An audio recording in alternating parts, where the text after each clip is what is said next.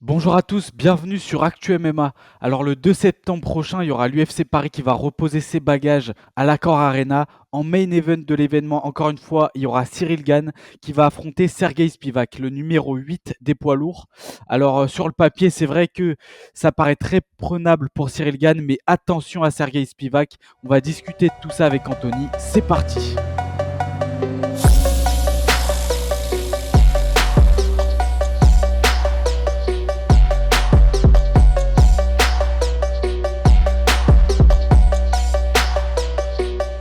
Bon, donc, comme je le disais, sur le papier, Cyril Gane, c'est un combat quand même très prenable pour lui. Cyril Gane, je le rappelle, qui est numéro 1 chez les poids lourds, qui affrontera Sergei Spivak, le numéro 8. Donc il fait quand même un gros bond en arrière après cette cruelle défaite face à John Jones à l'UFC 285. Mais voilà, sur le papier, en tout cas, il est quand même grand favori. Est-ce que toi, Anthony, tu es plutôt d'accord avec ça, de mettre Cyril Gane vraiment devant, au-dessus de Sergei Spivak sur les codes de Paris, etc. Bah, en tout cas, dans le classement, il y est. Il est le 1, c'est le numéro 1 contre le numéro 8, comme tu l'as répété plusieurs fois. Non, logiquement, il devrait être favori. Et j'aime bien l'expression que tu utilises. Fernand Lopez l'utilise aussi un petit peu. C'est vraiment un grand pas en arrière. Après, on l'avait un peu pré-shot dans un précédent podcast. Et puis tout, l'univers MMA l'avait un peu pressenti. Enfin, vu que Curtis Blade, Almeida s'était booké, Aspinal c'était assez juste avec l'UFC Londres, puis Pavlovich qui attend son title shot. On avait tous à peu près compris que c'était Sergei Spivak qui était pressenti pour l'UFC Paris, et ça fait un moment apparemment que le MMA Factory est au courant. Donc sur le papier, pour répondre à ta question, oui, il est complètement favori. Un combat de MMA, ça commence debout, et Cyril Gane, c'est le meilleur hein, debout. L'UFC, il y a peut-être John Jones, allez, voilà, ça se touche un peu, mais bon, en tout cas en striking, Cyril Gane est le meilleur poids lourd, donc il est largement favori. Avantage Cyril, tant que le combat reste debout.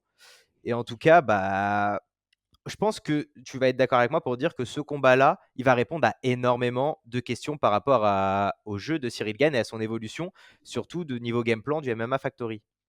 Bah, il peut répondre à beaucoup de questions comme il peut ne pas y répondre en fin de compte. Parce que comme tu dis, un combat de MMA, ça débute debout.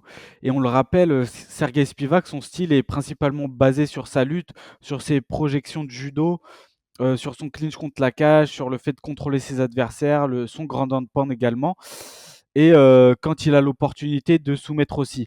Mais comme tu dis, ça commence debout. Et si Cyril Gane parvient, comme il a fait finalement dans la majorité de sa carrière à l'UFC, à rester debout, à marquer ses points en striking, parce que quoi qu'on en dise, même si ses derniers combats, notamment contre Francis et John Jones, ont montré des grosses failles dans son jeu, notamment en grappling, Cyril Gane, il a quand même à la base, avec le MMA Factory, ils ont développé un super système qui fait que finalement les mecs shootent très peu face à Cyril Gane et initient très rarement des takedowns. J'ai vu une stat qui est passée comme ça. Cyril Gane, les gars, c'est seulement 6 takedowns encaissés à l'UFC. C'est-à-dire qu'il en a encaissé 4 face à Francis Ngannou. Donc on le rappelle, la dynamique du combat, c'est qu'il domine les deux premiers rounds en striking. À partir du troisième round, Francis Ngannou initie les takedowns, change son game plan et là, ça a été la déferlante. Et face à John Jones, bah là, on s'en rappelle tous, c'est assez récent, c'était en mars. Donc voilà, 2 takedowns encaissés face à John Jones, 4 face à Francis.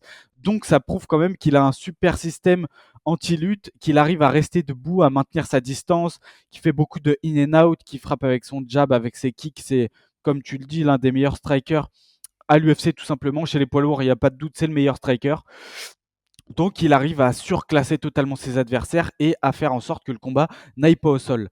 Là, comme tu dis, ça peut répondre à beaucoup de questions parce que Sergei Spivak, comme je l'ai dit, c'est beaucoup la lutte, le judo.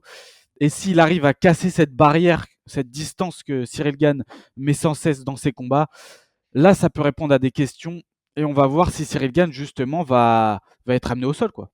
Non, mais très clairement, j'aimerais revenir sur ce que tu as dit sur la technique enfin la technique, sur l'aspect du MMA Factory qui ont des combattants enfin, anti-lutte. En fait, ils ont une très bonne technique anti-lutte. Je pense que le meilleur combattant dans ce style-là, c'était Laure Lapillus, qui a une très bonne technique anti-lutte. Nassourdine aussi a une très bonne technique anti-lutte. Et William Gomis l'a montré plusieurs fois, bien qu'il ait eu quelques soucis sur ses derniers combats avec des soumissions. Mais en tout cas, c'est la patte MMA Factory, très bonne anti-lutte. Et donc, avec la stat que tu as montré sur seulement 6 takedowns de Cyril, sur ses 10 combats à l'UFC, c'est quand même énorme. Après, j'aimerais rajouter un truc sur la stat. Tu as dit que ça tentait très peu. Il y a quand même Cyril qui a un pourcentage de défense de takedown de 45%. C'est pas énorme, mais en tout cas, ça montre qu'il a subi 11 takedowns sur 10 combats. Un takedown par combat, bon, ça montre que bon, les gens shootent très peu. Et là, Sergei Spivak, comme tu l'as dit, il shoot énormément. C'est un mec, c'est un Moldave. Aldric Asata l'a très très bien dit. Il shoot souvent. Il est réactif, il est proactif, il est aussi très réactif. On l'a vu sur ses combats, surtout avec Derrick Lewis, où il réagit énormément. En tout cas, au clinch, il réagit beaucoup.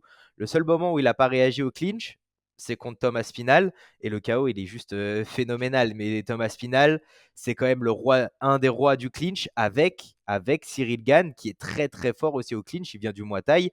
Il faut faire attention, il est très dangereux au niveau des coudes, Cyril Gane. Donc j'ai peur un peu aussi comme toi que ça réponde pas énormément. Enfin, j'ai initié le fait que ça puisse répondre à des questions, mais qu'au final, ça puisse aussi ne pas répondre. Parce que là, on a fait on en a déjà parlé un peu de ce combat très très rapidement sur un autre podcast. C'est la première fois qu'on avait évoqué ce combat. Dans ma tête, c'était Cyril Gane va l'assommer. Ça va pas durer énormément longtemps parce que j'ai peur que c'est Sergei Spivak. Je sais pas si tu es d'accord avec moi, mais même s'il adore lutter, hein, il initie beaucoup la lutte, comme on l'a dit, il est proactif, il adore ça. Il est assez brouillon dans sa lutte. C'est pas un grand technicien comme peut l'être Curtis Blade ou Thomas Spinal sur certaines phases de lutte. Bah, c'est sûrement pas le mec le plus technique, on va dire, mais il est efficace quand même. Je trouve qu'il s'améliore de combat en combat. Et d'ailleurs, je pense qu'en réalité, même si je pense que le plus probable, c'est que Cyril Gane tout simplement marque ses points en striking et potentiellement qu'il l'assomme même. Mais en tout cas, Sergei Spivak, il ne faut pas le sous-estimer parce que là, sur ses 7 derniers combats, c'est 6 victoires et une défaite. Sa seule défaite est survenue face à Thomas Spinal, qui est numéro 5 et on le rappelle, l'un des plus gros talents de cette catégorie qui a un potentiel de futur champion, tu vois. Donc c'est un gros KO au premier round en clinch. Mais comme tu l'as bien dit, mais vraiment Sergei Spivak, je pense qu'il ne faut pas le sous-estimer et il a le style qui peut clairement embêter Cyril Gane, tu vois. Après, comme tu le dis, c'est pas non plus le plus technique. Et c'est pour ça que beaucoup de fans étaient quand même déçus à l'annonce du combat parce qu'ils auraient aimé voir un énorme test pour Cyril Gane face à un Thomas Spinal, un Curtis Blade, un Almeida ou quoi. Mais moi, je trouve que c'est pas plus mal. Comme on le disait, comme tu l'as bien dit dans un précédent podcast, on le disait, c'est que c'est bien pour Cyril Gane après une telle défaite de reprendre confiance et d'être face à un adversaire qui peut-être va amener moins d'adversité tout simplement. Mais comme je le dis, ne pas sous-estimer Spivak, c'est quand même là il est en pleine bourre. Bien qu'il ait perdu face à Thomas Spinal, il a quand même montré de très très belles choses face à Derrick Lewis. Il l'a surdominé. Après il y a toujours des interrogations parce que c'est quand même un Derrick Lewis qui est en pente descendante. Mais voilà, il a montré de belles choses. Il a réussi à soumettre Derrick Lewis. Et si jamais il arrive à passer cette distance que Cyril Gane inflige, bien que Cyril Gane ait un super clinch, comme tu l'as dit, vient du Muay Thai, je pense que Spivak aura largement les armes pour amener Cyril Gane au sol. Et là, on aura des réponses, tu vois. Là, on aura des réponses. Est-ce que Cyril Gane va réussir à défendre au sol? Est-ce qu'il va réussir à se relever? Et est-ce que si ça vient au clinch, est-ce qu'il arrivera tout simplement à défendre ses amenés au sol? Est-ce que ça va le cramer au niveau du cardio, tu vois? Il y a beaucoup de questions quand même qui émergent de ce combat, hein. Non, mais tu as tout à fait raison. Et je pense que si Cyril gagne, non, si Cyril gagne, ah, c'est compliqué, mais Ouais, j'arrive. ouais. S'il gagne, en tout cas, ça répondra à plusieurs questions. Après, s'il gagne debout en restant debout, ça montre que le MMA Factory a toujours une technique superbe anti-lutte. S'il arrive à être au sol et qu'il remonte très vite, c'est qu'il a compris quelques phases de grappling. Et si Sergei Spivak arrive à le contrôler au sol et que Cyril Gane arrive à le mettre KO, ça aura montré qu'il a au moins un très très gros mental et qu'il est revenu dans la course pour le titre parce que très clairement, c'est le but du MMA Factory, revenir dans la course au titre le plus rapidement possible. Donc ça passe par Spivak et ça passera, je pense, par un autre adversaire plus tard. Peut-être Aspinal, qu'on espère en tout cas, on veut tous voir ça. Mais la question où je me dis, ou peut-être Sergei Spivak, ça peut être compliqué pour lui, c'est je le vois pas suivre le footwork de Cyril Gane. Je le vois, enfin, il est lent. C'est pas un poids lourd très très fit. C'est pas un poids lourd technique. Je trouve il a quelques difficultés debout, en tout cas au niveau technique. En fait, j'ai du mal à imaginer, je t'avoue, j'ai du mal à imaginer Spivak arriver à casser la distance avec Cyril Gane, si en tout cas Cyril Gane reste méfiant et assez comme boxeur, comme tu l'as dit, assez aérien, in, out et le toucher sans être touché.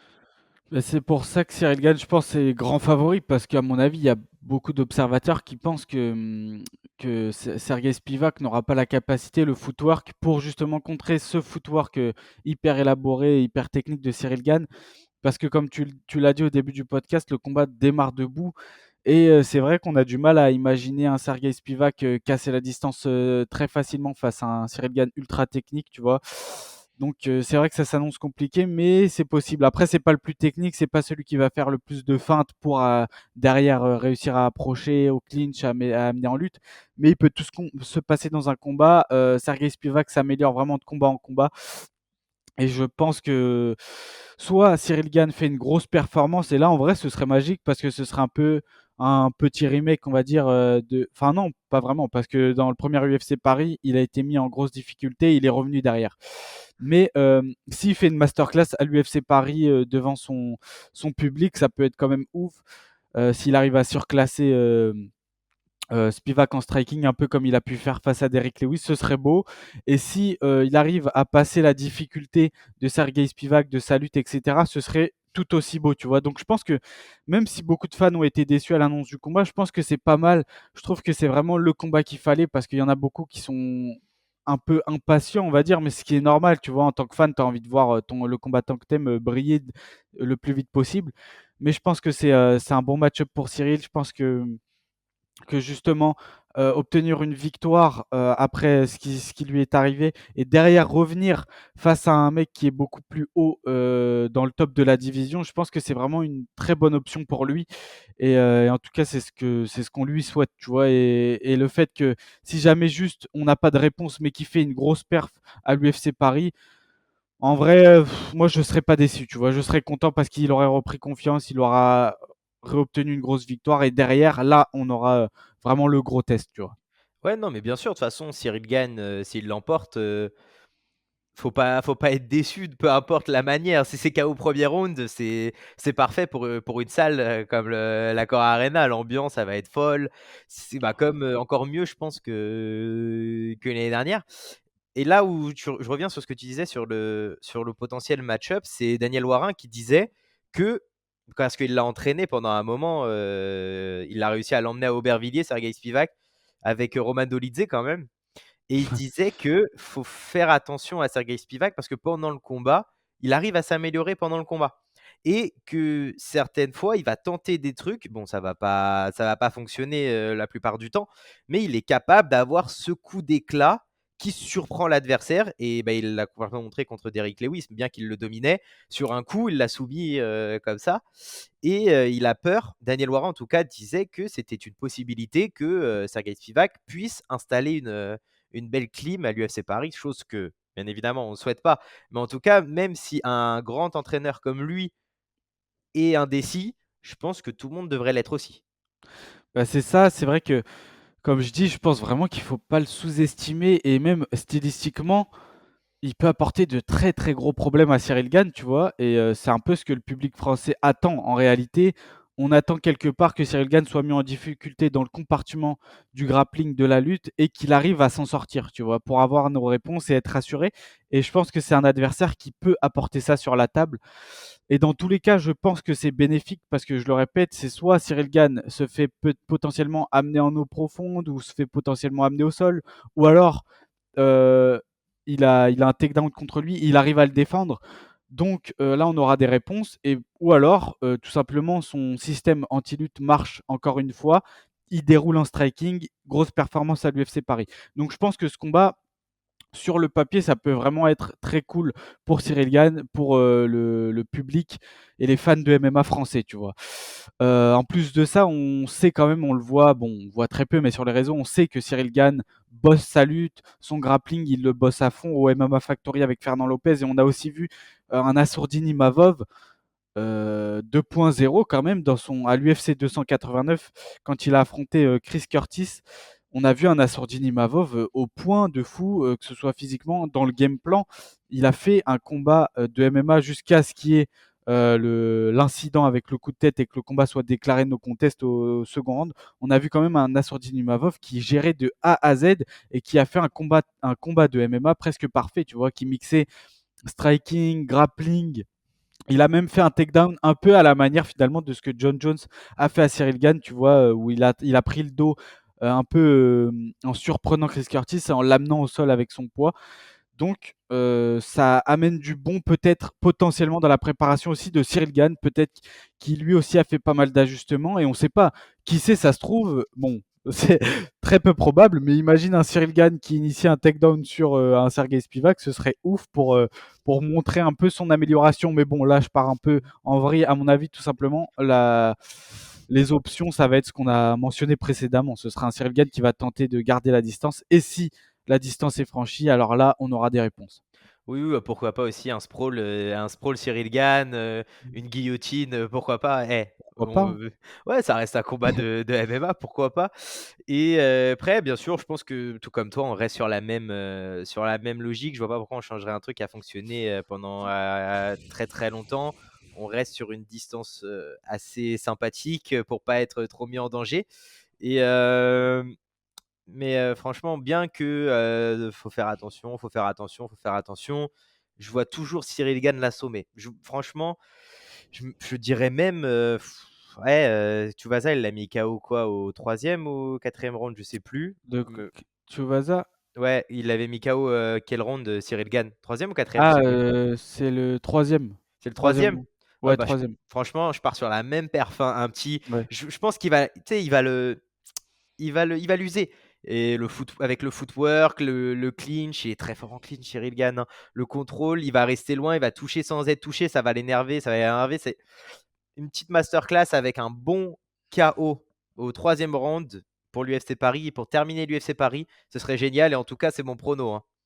Bah, moi, si je dois donner mon prono, malheureusement, on va un peu être d'accord, mais je vois aussi un KO TKO de Cyril Gann. Après, quel round? Ça, c'est la grosse question. Ouais, je verrais peut-être un troisième round aussi, tu vois. Ouais. Je dirais aussi KO TKO Cyril Gann au troisième round, un peu comme au premier UFC Paris, en espérant potentiellement qu'il y ait des réponses, mais s'il n'y en a pas, ce sera aussi une belle perf. Donc, en tout cas, comme on le dit, ce combat quand même présage du bon pour Cyril Gann et ne pas sous-estimer Sergei Spivak. On peut potentiellement avoir une clim, donc ne pas se dire ouais, c'est un combat joué d'avance. Attention quand même à Sergei Spivak, quoi. Non, non, mais il faut faire, bah, comme tout combat de MMA, il faut faire attention à l'adversaire et pas se faire surprendre. On a vu contre Tuivasa, un KO, ça arrive très vite. En tout cas, faire l'ascenseur, Cyril Mm. Gane a vu que ça arrivait très vite et que sur une droite, sur machin, c'est pas un gros puncher, Spivak, mais quand même, ça reste un poids lourd, ça reste des mitaines. Mm. Ouais, enfin, tout le monde le répète assez comme ça, donc faire attention. Après, ça reste vraiment très peu probable que Spivak inquiète Cyril Gane, qui, on le rappelle, c'est un striker d'élite à l'UFC. C'est très peu probable, mais avec son grappling, avec ses projections du judo, avec son clinch contre la cage, son contrôle, son grand hand aussi, qu'on n'a pas beaucoup mentionné, mais qui est quand même très efficace et assez terrifiant. Donc, vraiment, il a les armes pour inquiéter Cyril Gane, surtout dans le compartiment du combat où lui a quelques petites lacunes. Mais voilà, en tout cas, Cyril Gann aussi a toutes les armes pour faire une énorme masterclass en striking, debout et totalement déjouer Sergei Spivak. Voilà, je pense qu'on a un peu fait le tour sur la question. Est-ce que tu as des petites choses à rajouter? Absolument pas. Je pense qu'on a tout dit sur ce combat-là. Après, peut-être que, il y aura d'autres informations qui vont arriver avec les camps d'entraînement, d'autres vidéos qui vont arriver. Mais en tout cas, je pense qu'on a tout dit sur ce combat et on espère une grosse, grosse performance en tout cas de Cyril Gane, à l'UFC Paris encore une fois. Exactement, ouais, on espère une grosse performance de Cyril Gane et derrière potentiellement il affronte un autre membre du top, mais on n'y est pas encore. Pour l'instant, c'est l'UFC Paris. Ça aura lieu le 2 septembre à l'Accor Arena, pardon. Et voilà les gars, nous je pense qu'on a fait le tour. N'hésitez pas à liker, commenter, dites-nous aussi votre pronostic pour ce combat en commentaire. Et puis bah, nous on se dit à bientôt pour un nouveau podcast sur Actu MMA. Ciao.